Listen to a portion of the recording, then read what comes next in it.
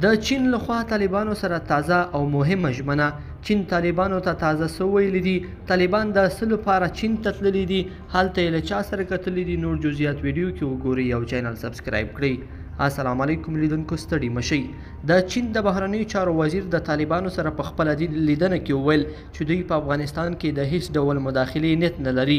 وانګ یو زیاته کړه، په افغانستان کې مداخله نه کوو او په دې هیواد کې د سولې د راتللو لپاره کومک کوو.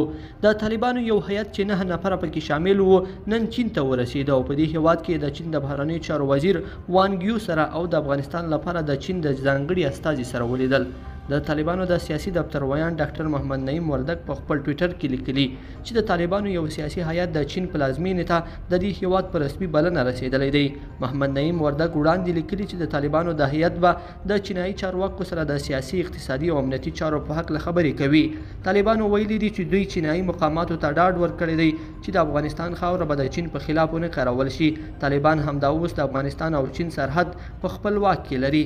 د طالبانو ویان ویلي چې چین د طالبانو سره ژمنه کړې ده چې د افغانستان د خلکو سره به خپلې همکاري زیاتوي. چینایي وزیر زیاته کړې ده چې دوی به په افغانستان کې هیڅ ډول مداخله نه کوي، بلکې د ستونزو په حل او د افغانستان د سولې په برخه کې به همکاري کوو.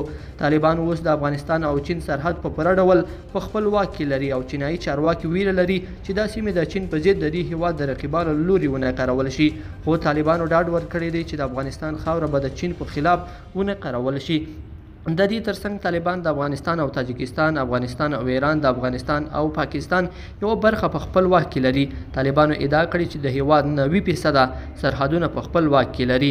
افغان حکومت ویلي چې دوی یو 6 میاشتنی پلان لري چې په اساس به سرحدونه او مهمې سیمې بندرونه د طالبانو له واک څخه وژغوري او ډیری سیمه به بیرته تر خپل واک لاندې راولي. لیدونکو، په دې هیله چې دا مطلب به مو تر پایه لیدلی وي. که مو دغه ویډیو خوښ شوی، ویډیو لایک کړئ او چینل سبسکرایب کړئ. تر بیا ښه وخت.